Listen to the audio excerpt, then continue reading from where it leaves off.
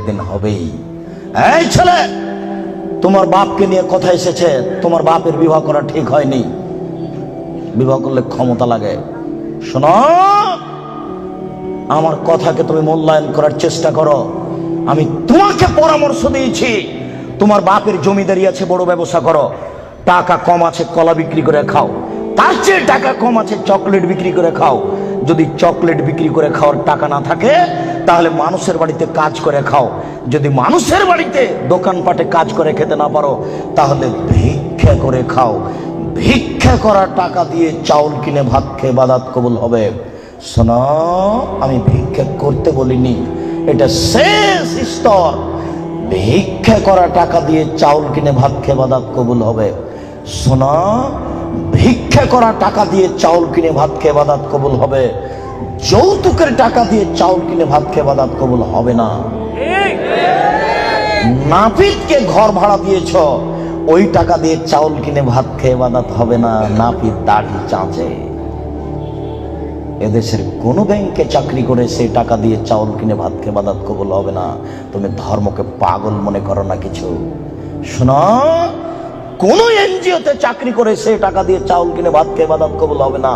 1450 বছর পূর্বে তিনি বলেছেন, একটা লোক বিপদে পড়েছে, মাঠে আছে, বাইরে আছে, বিপদে পড়ে হাত তুলে আল্লাহর দরবারে প্রার্থনা করছে। মাতামো হারামুন, তার খাদ্য আছে হারাম। মালবাসো হারামুন, তার পোশাক আছে হারাম। মাশরাবু হারামুন, তার পানি আছে হারাম। গজিয়া বিল হারামে, তার জীবিকা নির্বাহ হারাম। আন্না ইস্তাজাল্লাহু, তার দোয়া কি করে কবুল হতে পারে? তার ইবাদত কবুল হবে না, তুমি মনে রেখো। শোনো, তোমার বাপকে বলছি, শোনো, তোমার বাপ তোমাকে আর তোমার বোনকে, ছেলে মেয়েকে লালন পালন করবে বাপের জমিদারি দিয়ে। যদি সম্ভব না হয়, তোমার বাপ ছেলে মেয়েকে লালন পালন করবে কলা বিক্রি করে। যদি সম্ভব না হয়, তোমার বাপ ছেলে মেয়েকে লালন পালন করবে চকলেট বিক্রি করে। যদি সম্ভব না হয়, তাহলে তোমার বাপ ছেলে মেয়েকে লালন পালন করবে দোকানে কাজ করে, মানুষের বাড়িতে কাজ করে। যদি সম্ভব না হয়, তোমার বাপ ছেলে মেয়েকে লালন পালন করবে ভিক্ষা করে। তোমার বোন গার্মেন্টসে আসলো কেন বলো তুমি? তোমার বাপ ধর্ম দেখাচ্ছে? আমি মনে হয় কথা বুঝাতে পারলাম না।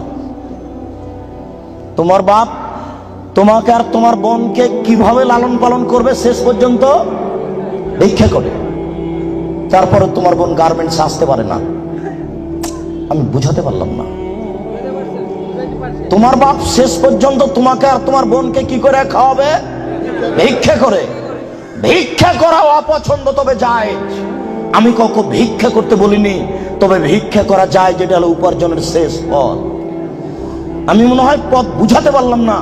শোনো, তোমার বাপকে আল্লাহ রাসূল 5টা দিয়েছেন নীতি। 5টা ক্ষমতা থাকলে বিবাহ করো, তাছাড়া করো না।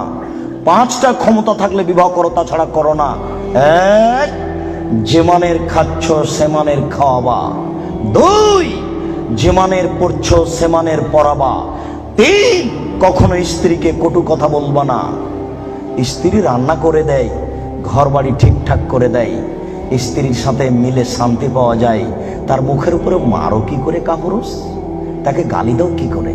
ও তোমার সব, তোমার শান্তির মাধ্যম। তুমি তার সাথে মেজাজ কড়া করে কথা বলো কি করে? আল্লাহ রাসূল বলছেন, খাইরুকুম খাইরুকুম লিআহলি ওয়া আনা খাইরুল লিআহলি। পৃথিবীতে তোমাদের মধ্যে সবচেয়ে ভালো পুরুষ হচ্ছে ওই যে তার স্ত্রীর কাছে ভালো। আমি মুহাম্মদ সাল্লাল্লাহু আলাইহি সাল্লাম, আমার স্ত্রীর কাছে আমি ভালো। বহুত কামিনা পুরুষ হচ্ছে ওই যে স্ত্রীর কাছে খারাপ। আপনি স্ত্রীকে গালি দেবেন কেন? আপনি স্ত্রীকে কটু কথা বলবেন কেন? কেন আপনি স্ত্রীকে কটু কথা বলবেন? কখনো না। ওর বুদ্ধি কম। ঝগড়া তর্ক লেগে গেলে, যখন খুব জোরে স্ত্রী আপনার কথা বলছে, তখন একটু থেমে যান। আপনি একটু চুপ হন। কেন? ওর বুদ্ধি কম। আপনি যদি মনে করেন আমি তার চেয়ে বেশি কথা বলবো, তাহলে আপনার বুদ্ধি কম। আল্লাহ নবী বলেছেন, কার বুদ্ধি কম? মহিলা। আপনি যদি তর্কে বেশি কথা বলতে চান, তাহলে এখন বুদ্ধি কার কম? আপনার কম। কেন আপনি তর্ক লাগলেন তার সাথে?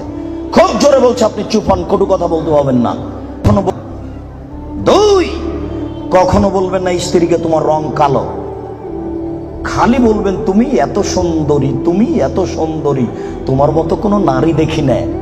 সারা রাত পাটি বেঁধে কখনো আপনি বদনাম করবেন না।